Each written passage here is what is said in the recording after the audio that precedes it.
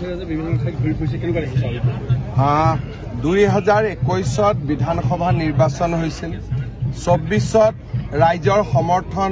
বৃদ্ধি হৈছিল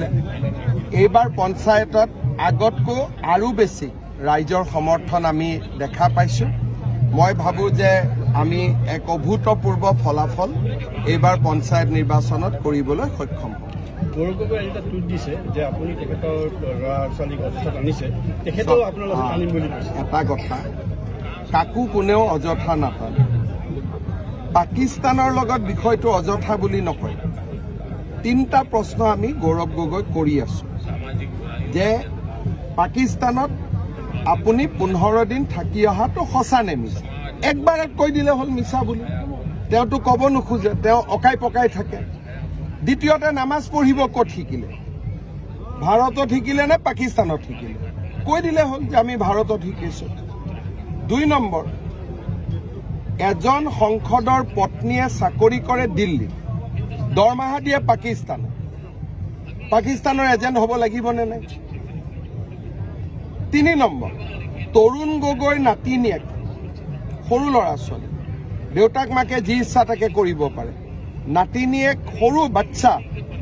ককাকৰ বিষয়ে জানিলে পিছত দুখো পাব সৰু বাচ্চা দুটাক ভাৰতীয় নাগৰিক কৰা হৈছে নে আন দেশৰ নাগৰিক কৰা হৈছে এইখিনি উত্তৰটোতো আমাক লাগে পৰিবাৰে যি কৰে কৰিলে হেতুটো উত্তৰ নিদিলে এতিয়া মই কৈছো যে ভাই ল'ৰা-ছোৱালী দুটা কমসে কম ভাৰতীয় বনাইছে নে নাই হেখিনি উত্তৰটো দিব লাগে এটা কৈছে মোৰ ল'ৰা-ছোৱালী আৰে যি খুদে মই ঘৰত পঠাই দিম যি খুদে খুধি ল'ব কি আপত্তি আছে যেতিয়া গৌৰৱ গগৈ সময় দিয়ে মোৰ ল'ৰা গৌৰৱ গগৈ ঘৰত পঠাই দিম যি খুদিব লাগে খুদি দিব তাতো লুকাবলগীয়া একো কথা নাই কিন্তু আপুনি কিয় লুকাই আছে তৰুণ গগৈ নাতিনিয়েক এজন গৌৰৱী অসমীয়া গৌৰৱী ভাৰতীয় হোৱা উচিত হয় নে নহয় যদি কোনোবাই কয় যে নহয় তৰুণ গগৈ নাতিনিয়েক পঢ়া শুনা কৰি কোনোবা ৰাষ্ট্ৰৰ নাগৰিকত্ব লৈছে বেলেগ কথা মই এইটোও ক'ব নাযাওঁ 6 বছৰীয়া 7 বছৰীয়া 3 বছৰীয়া ল'ৰা-ছোৱালীৰ নাগৰিকত্ব কোনে কৰি দিয়ে দেউতাক মাকে কৰি দিয়ে ভাৰতৰ সংসদ এজনৰ ল'ৰা-ছোৱালী ভাৰতীয় হ'ব নে বিদেশী হ'ব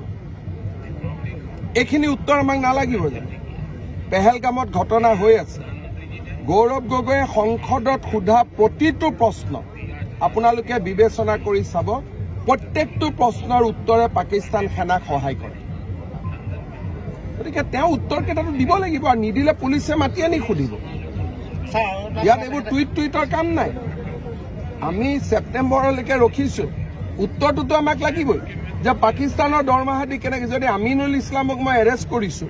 মাত্ৰ পাকিস্তানৰ সমৰ্থনত ফেচবুকত কোৱা কাৰণে পাকিস্তানৰ পৰা দৰমহা লৈ থকা মানুহ এজনৰ ওপৰতো তাতকৈ বেছি একশ্যন হ'ব লাগিব গতিকে মই তেখেতক সুধি আছো যে আপুনি ৰাইজৰ ওচৰত নিজে কৈ দিয়ক সঁচা মিছা যাতে মই ক'ব নালাগে কাৰণ মই ক'লে ময়ো দুখ পাম কাৰণ তৰুণ গগৈ মন্ত্ৰীসভাৰ ময়ো এজন সদস্য আছিল সঁচা কথাখিনি মোৰ মুখেদি মই ক'ব খোজা নাই কেইটামান দিন ধৈৰ্য ধৰি আছো স্যাৰ আৰু এটা কথা তেওঁ প্ৰসংগ অনুসৰি আছে যে তেওঁ পাকিস্তান ভ্ৰমণত প্ৰমাণ দিব পাৰিলে আপুনি প্ৰমাণটো মই 100% দিম তেওঁ যে পাকিস্তানত 15 দিন থাকি আহিছে তাৰ প্ৰমাণ অসমৰ ৰাইজক মই 100% দিম মোৰ কমিটমেণ্ট তেওঁৰ পৰিবাৰে যে পাকিস্তানৰ দৰমহা লৈ আছিলে 3 বছৰ 2 বছৰ পৰ্যন্ত তাৰো প্ৰমাণ মই কাগজে কলমে দিম